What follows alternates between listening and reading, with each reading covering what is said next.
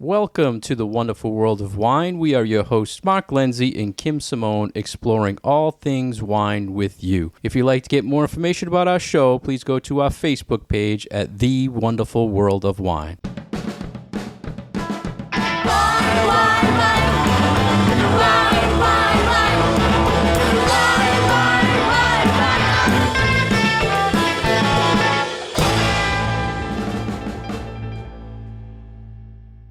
Hello, Kim. We have a lot of topics to talk about today. How are you? I'm well, thanks. How are you? Great. We have so much in the wine world going on. Our first topic today is from Forbes.com, and it's about the Rosé Research Center in Provence, France. And Kim, I know this is one of your favorite beverages, rosé wine. I really like rosé. And we've been talking a lot because this is a hot trend in the wine world. One of the things we talked in the past on is the rosé trend in colors, and it had a lot to do with what this research center does. So what was your take on it, Kim? Yeah, I thought this was interesting that there actually is a place in Provence in the south of France that is putting a lot of its emphasis on research into not only improving the quality of rosés, but of doing a lot of things for differentiation and figuring out different grape varieties, what grows best where. And I really liked this idea of this color chart that they have developed that really sort of puts a focus on what the different shades of pink that you can expect from your rosé is. So I thought that was kind of neat. Yeah, we were actually introduced, and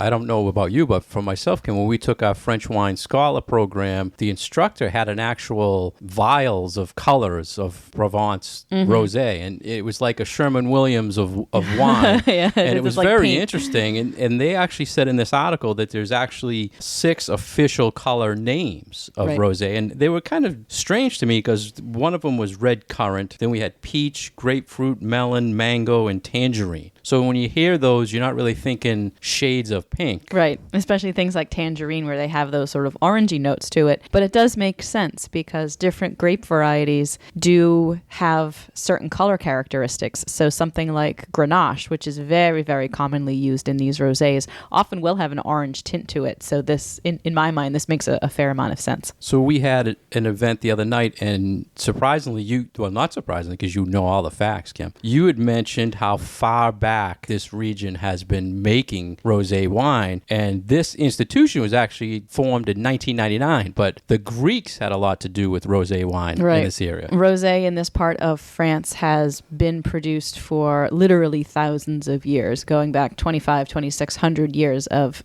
making this style of wine.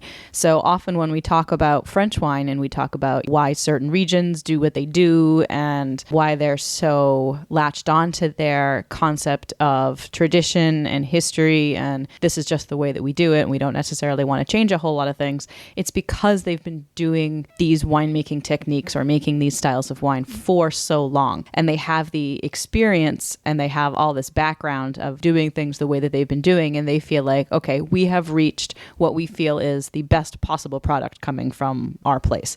So for a Rosé Research Institute to be based in Provence is pretty much a no-brainer to me. And they're using this scientific data, really to keep the quality of the wines up, to keep them to a certain standard. It's really an iconic style from this part of France. So one of the things that this institute is trying to do is to keep that quality and keep those styles going. And the winemaking standards that they set here, not only colors, but winemaking techniques, is shared throughout the world for all winemakers. And you had mentioned, Kim, the Greeks, and the history is amazing. You figure they got here, did they figure it's too hot, we have to do something, right? Or is it based on the food, you think? What do you think got them into rosé? I think a lot of it has to do with sometimes these places where wine grapes grow really well, a lot of other things don't necessarily grow well. So when you look at this part of France, you see a lot of like herbs growing in sort of scrubby, brushy areas that might be a little bit harder to grow, say, vegetable crops or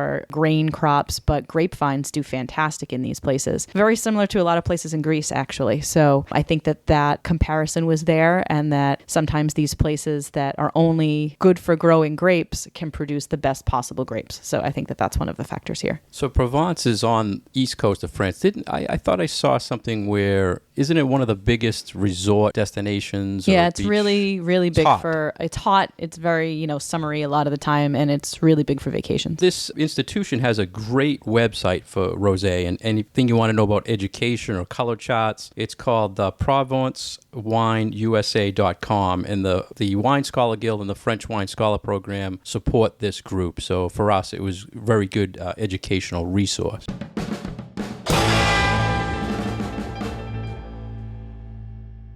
You're listening to The Wonderful World of Wine. We are your hosts, Mark and Kim. You can find out more information about Mark at his website, franklinliquors.com, and more information about myself at vinitaswineworks.com. Interesting article that we read from daily750.com regarding alcohol with infusions of cannabis in it and the legal requirements around these brand new products. Yeah, Kim, we've talked a few times now about cannabis in the wine industry and in the liquor industry in general, and it's a trend, and that's why we talk about it. And when we saw this article, we kind of looked at each other because I don't understand it as far as the chemical part of cannabis, but I have customers who try to tell me about it. Oh, that's interesting. And I think the main thing is to just realize that this trend is so strong that just recently 2 of the biggest wine corporations or liquor corporations have invested in the cannabis business. So that tells you everybody's looking at it. And this article I found was interesting because it was trying to explain to us the legal requirements around if you want to make a product that has both alcohol and some of these derivatives from marijuana. What are the legal requirements? What are the labeling requirements? What can you do? What can you not do? And frankly, it was a little confusing. So it almost seems like there are some people that are getting away with using some of these ingredients, but then a lot of it has to do with what are you putting on your label and how much are you telling the consumer. I know we always like to talk about truth in advertising and transparency on labels, so this adds a whole nother element to that. And you're right, Kim, because it was hard to figure out if this is state, if this is federal.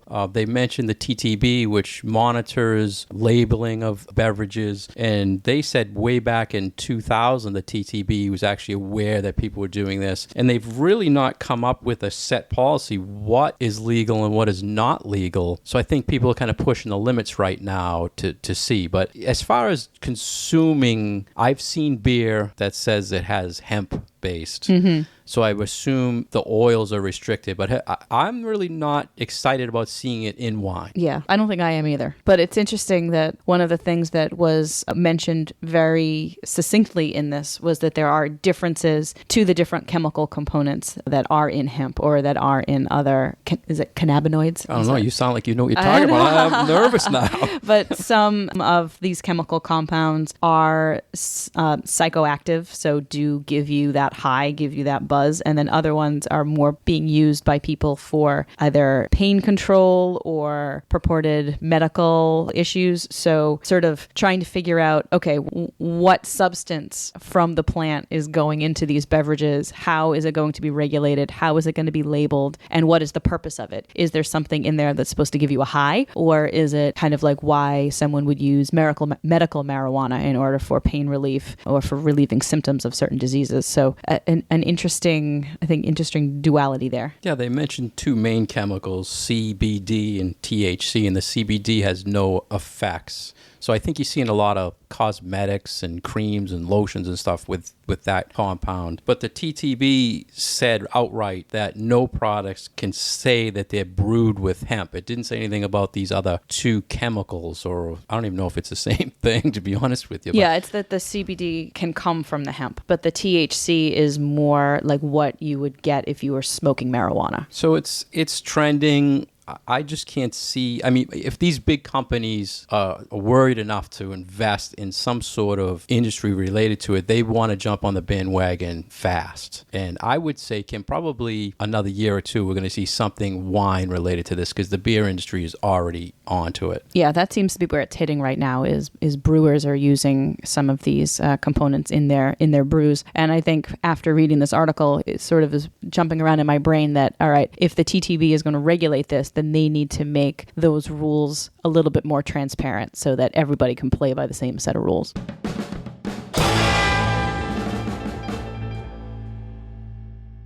You're listening to The Wonderful World of Wine. We are your hosts, Mark Lindsay and Kim Simone, exploring all things wine with you. If you'd like to get more information about Kim, please go to her website at vinitaswineworks.com. And if you'd like to get more information about myself, please go to franklinliquors.com. Next, we'd like to talk to you about an article that was in Wine Enthusiast magazine about rules for tasting room etiquette. And Kim, this can be tasting room or general wine tasting rules. Right. So some of these are specific to if you are going to a winery and you are tasting wine on location, and others you can put them into play whether you are doing that or whether you are attending a class or going to a tasting in a store or in some other location. So these are pretty handy, helpful things for people to know. One of them that was mentioned, you had brought up when you went on your winery tour in Finger Lakes, that the size should be known to the tasting room. You don't want to just show up with a huge group. Right. And this I had never given any consideration to before, but it does make sense because if you have a party of 12 people and they've only got one staffer or two staffers on hand to do pouring and talking, and you're not the only group there, it can be very, very overwhelming for the staff. So if you are planning on going to a couple of wineries and doing some tastings and you do have a larger group, it is better to call ahead and make an appointment. And then they can tell you, yes, we can accommodate your larger group, or maybe no, we can't. Maybe you need to make an appointment for a different time if that even is going to work. So yeah, so keep those things in mind, size of your group. We talked in the past about etiquette where there's pet etiquette, but in this article they mentioned kid-friendly tastings, which I thought was a good thing to bring up. When we post events on Facebook, they actually do have a little button that says kid-friendly or not kid-friendly. Right. And I think for a lot of people, if they are going to do a winery tour, they're doing it as part of a vacation. So yeah, if you've got young children, of course you've got them with you. But then when you are going to an environment that involves alcohol, sometimes that can get a little dicey. So again, like the size of your group, take into consideration if you have the kids with you, do you want to be doing a winery tasting? And if you do, then again, just call ahead and check with the winery, ask them if it's okay. Chances are you are not the first parents to ask if it's okay to bring kids. And I've had this happen to me with some of my tastings where people are like, hey, we want to come do your wine tasting, but we have 3 little kids. Is that okay? So it often does depend on the particular situation and the particular location. And for us being in the industry, we see things a little different than some people. Some people, it's a culture thing or they just don't want their kids exposed to it. So we understand that. Absolutely. And for some people, it's the opposite too. It's like, yeah, of course, this is part of our lifestyle. So we want our kids to see us consuming in a responsible manner. And hopefully they can learn a little bit about that from us. So the kids won't be tasting any wine, but if you don't have a problem with them being exposed to that, that is certainly something that you can do as a parent. Also in this article, they mentioned a few things about tasting room etiquette or tasting etiquette where, and we talked about this in the past as well, Kim, is opinions. When you're doing a tasting or at a tasting and you taste something and you want to be careful how you express I love that they put this in here. This I think was really smart and really key because, there are some people who you're not going to like everything. And if you're at a winery that maybe is at an out of the way place where the style of wine that they make might be different than you're used to tasting, don't stick your tongue out. Don't be like, blah.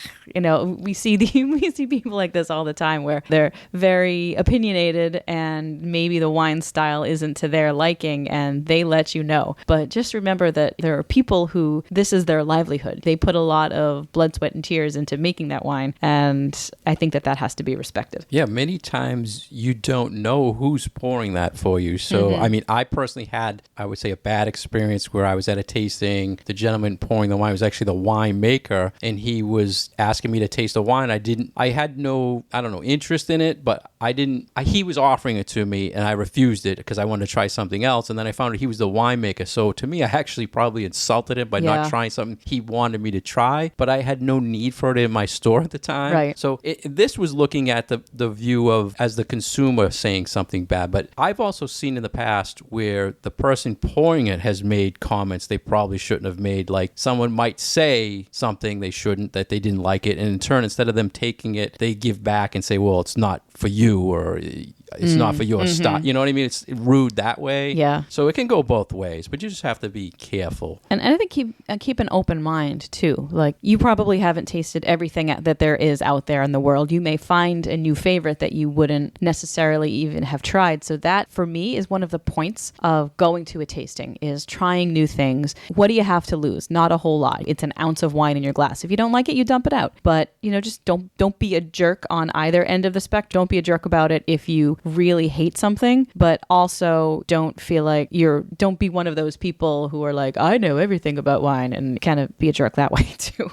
Because we meet all kinds. And the last thing they talked about, and we stress this a lot anytime we do an event, Kim, is it is a tasting. It's not a drinking competition. Respect the alcohol. Don't be afraid to spit or not drink the whole glass. We always tell people when we do events, you have this amount in front of you. If you don't usually drink that amount, there's spit buckets, spit cups, but oftentimes people don't like to do that. Right. And I think the whole spitting wine out thing, not only is it intimidating, because when do you ever feel like you have to spit stuff out in front of a large group of people? It seems so counterintuitive to nice manners, but in this situation, it is completely acceptable. There was a winery that we went to in the Finger Lakes that we must have tasted 15 to 20 wines from them. And you can't do that quantity of wine and remain sober if you are drinking everything that is in your glass. Even if it's only a half an ounce or an ounce, that's the equivalent of like 2 full restaurant-sized glasses of wine. So be respectful of the alcohol, like you said. I also advise people to make sure that you eat through the day and stay hydrated. Hydration is very important. So bring bottles of water with you, drink water. Yeah, use those spit buckets, and then make sure that you have a responsible, sober driver with you as well. So I have to ask you, Kim, and I'd love you to share with our listeners, the first time you saw someone spit the wine, can you think back of what it was, how it was, and did you always know you should spit it? Yeah, I did. Actually, I think in the first wine classes that we took, I didn't spit any of the wine out. And this was back when I was like 22, 23 years old. Those, we drank the wines at our class. We were also taking the tea home, which was helpful. But when I got my first wine job, and even before I started, and my future boss told me that drinking was not allowed, it was a fireable offense, and that everything that we tasted in the store would have to be spit out, I went home and I practiced spitting water into my houseplants. So that was how I taught myself how to spit out wine. So I practiced before I started my first job, so that when I got there and I was required to spit, that I wouldn't be dribbling Cabernet all over myself. It's pretty similar with myself as well, because it was a classroom setting, and a lot of times, and I was thinking when we do events, Kim, that's not one of the first things we say is spit. We say there's things there, but people don't understand how to do it unless you see someone do it, and then you're wondering, wow, right? So mine was also in a classroom, and the instructor actually started tasting the wine, walked within 5 feet of a trash barrel and just spit it out. Wow. Like a stream. Like, she was very proud of how far she could spit her wine. And maybe we need to integrate that into our classes. Yeah. Teaching how to spit, because we've never done that before. We do the tasting. We talk about the swirling, which we did in the past with Jim here on air, but we don't really show that spitting part. Something more to think about. All right. Some new component to our class, how to spit wine.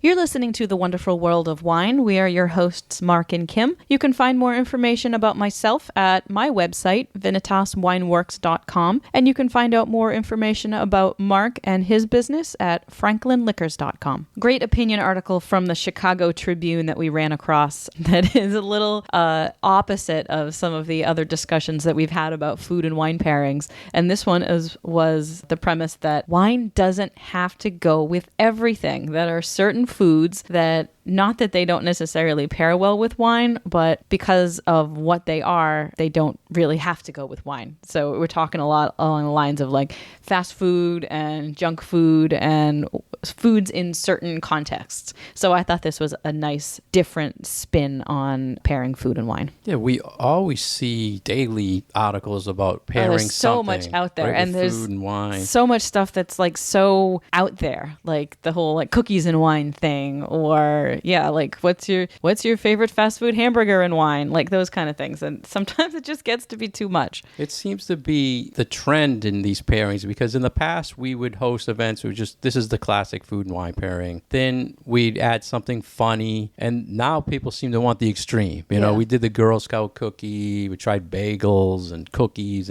but to me, I think, Kim, I don't know, you tell me your opinion, but I think there's really kind of three types of pairings. There's like the perfect pairing, there's just pairings, and then there's these experiments. Oh, so you've seen this as experimental wine and food kind of things. I think when they say it doesn't go with everything, that's more experimental. So I kind of see this as a little bit of a thought exercise. Like, why are we seeing this need to believe that wine has to go with everything? We wouldn't drink a cup of coffee with everything. Maybe it's this idea that wine is so wonderful that it can make everything better. Sort of like bacon and chocolate and cheese and wine and these wonderful things that can all go together well or not. And it's like, okay, not everything has to have bacon in it. And not everything has to be having a perfect wine pairing with it. They brought up the idea of pancakes. And I know that I've seen posts on the internet from people saying the perfect pairing for a stack of pancakes and maple syrup. I'm like, no, I don't want it. Unless it's a mimosa, I don't want to drink wine with my pancakes. Like, seriously. Yeah, they did say wine does not go with everything. And in the past, we've always talked about things that are hard to pair with wine. But you're right, Kim. You can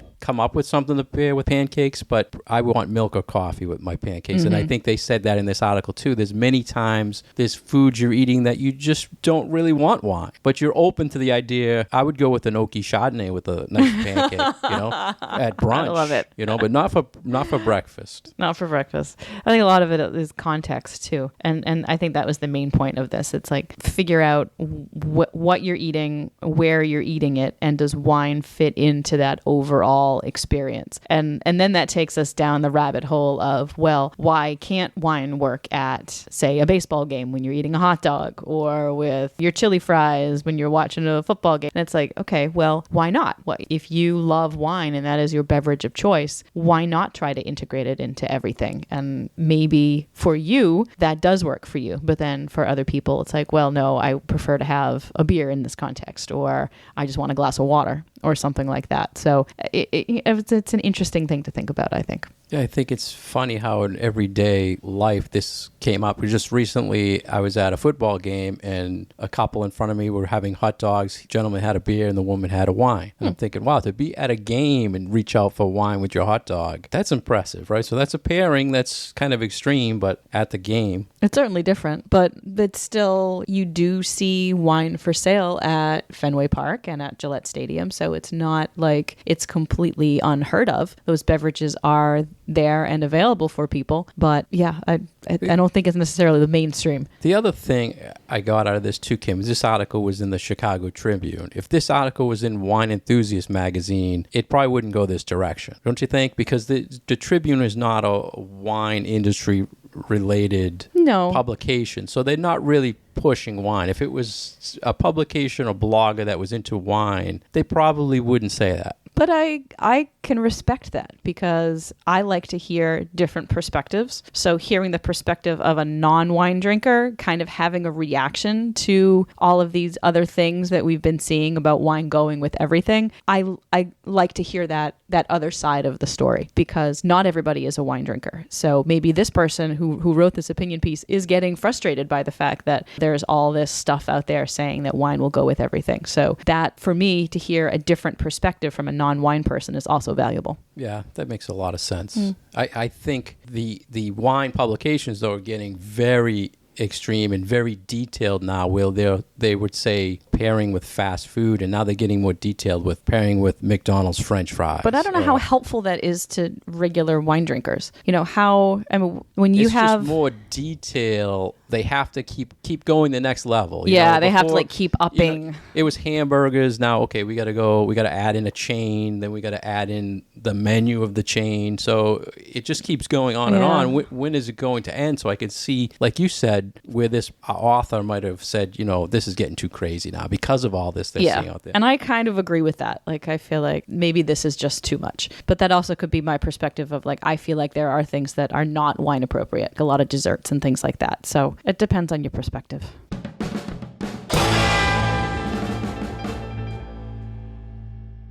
Thank you for listening to The Wonderful World of Wine. We've been your hosts, Mark Lindsay and Kim Simone. To find out more information about our show and our podcasts, visit us on Facebook at The Wonderful World of Wine, and we will talk to you again next week. Cheers.